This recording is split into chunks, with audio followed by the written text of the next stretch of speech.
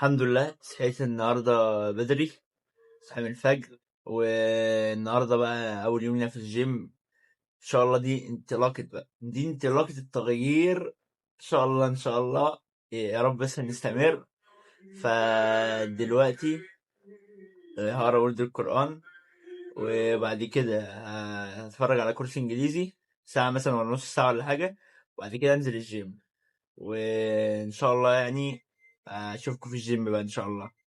التزام صعب. طب ما فرصة ابقى عملت حاجة يا اخي قدام ربنا. انا كده كده ما بعرفش اعمل حاجة. زمان ايام الصحابة اللي كان عايز يتميز كان لازم يعمل حاجة جامدة قوي قوي عشان يبان قدام الجبال ديت. لكن دلوقتي انا لو صليت الخمس صلوات واتقيت ربنا في اكل عيشي وفي عيالي وغضيت بصري بس، ده انا عند ربنا هبقى حاجة كبيرة قوي. ليه؟ لان نادر اللي بيعمل كده. فممكن حاجات بسيطة اعملها اخد درجة كبيرة قوي عند ربنا، لان المادة صعبة. المادة صعبة. تمام. بص انا حولت لك الصعب ده ليه؟ لتحدي وميزة. طب في نفس الوقت، طب ما هم الناس قليلة واكيد هيزيدوا. طب ما انا ابدا ويبقى كل اللي يجي ورايا في ميزان ايه؟ ميزان حسناتي. هو فرصة حلوة.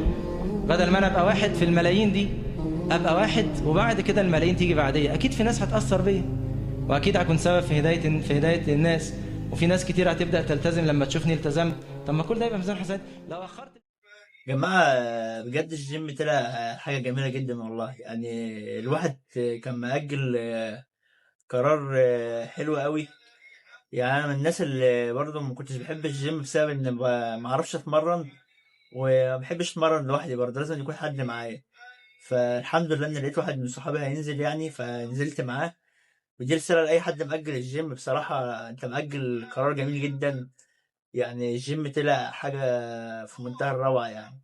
فانزل الجيم، والله يفيدك جدا. يعني إذا كنت عايز تستمر، إذا كنت عايز تبني جسم مثلا، عايز يبقى ليك لياقة، عايز تبقى فايق.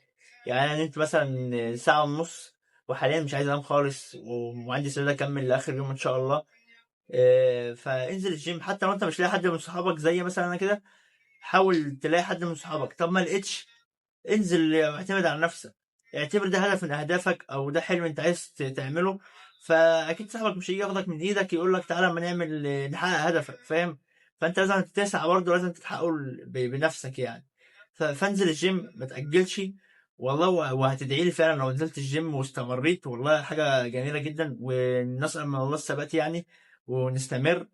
و انا طبعا اتفرجت على الكورس، فهكمل بقيه الكورس الانجليزي، وبعد كده اتفرج على كورس تاني ان شاء الله. وبس هنشوف اليوم ان شاء الله هيكمل ازاي يعني.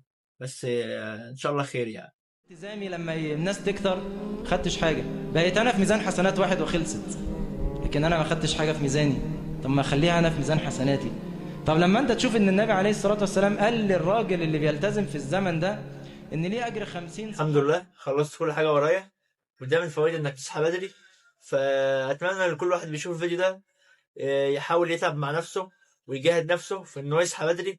لان والله العظيم فايتك حاجات كتير قوي، فايتك وقت كبير قوي. الواحد كان مفكر اليوم بيخلص بسرعه، بس حرفيا هتلاقي معاك اليوم طويل. هتخلص حاجاتك مثلا من الفجر لحد الظهر، هتلاقي نفسك خلصت معظم حاجاتك. يعني خلص يا عم 80%. بقية اليوم هيتفضلك 20% تحاول تخلصهم. يبقى خلصت يومك كله 100%، مش ناقصك اي حاجه. انا خلصت كل تاسكاتي، لسه بس الصلوات، ولسه جزء بسيط من كورس. ده ممكن اخليه مثلا بعد العصر ولا حاجه. فحرفيا اليوم الصحيان بدري ونزولك للجيم وكل الحاجات ديت هتفرق معاك جامد جدا. هتفرق في شخصيتك، هتفرق في صحتك، هتفرق في نشاطك. فالحاجات ديت مهمه جدا ما تضيعهاش. وطبيعي مش تيجي من اول مره. زي ما انتم عارفين يعني ان الصحيان بدري وظبط النوم ده حاجه صعبه جدا. بالذات احنا بقالنا سنين في وضع خمول. لخبطه في النوم، لخبطه في النوم. بنصحى زي ما احنا عايزين، بننام زي ما احنا عايزين. فهتتعب، وهتتعب جامد جدا. انا حرفيا اصلا عشان اصحى النهارده الفجر نايم ساعه ونص. لحد دلوقتي لسه برضه مش جايلي نوم بسبب اني نزلت الجيم وعملت حركه يعني في يومك. فخلي اي حاجه حركه في يومك، حتى مش ننزل الجيم.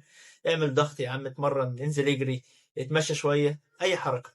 فاتعب اتعب، وخليك واصل قصدي خليك يعني استمر ورا هدفك وحلمك. ومفيش حاجه تيجي من اول مره زي ما قلت لك. كويس يعني، ما صحيتش النهارده حاول تصحى تاني بكره، بعده اقعد اسبوع حاول تصحى بدري لحد ان شاء الله ما تصحى بدري. واتمنى ما كنتش طولت عليكم. ما تنسوش تصلوا على النبي. والسلام عليكم ورحمه الله وبركاته. واسف لو بتكلم بسرعه يعني عشان متعود على كده وكده يعني. ان شاء الله في المرات الجايه احاول اهدي من نفسي شويه.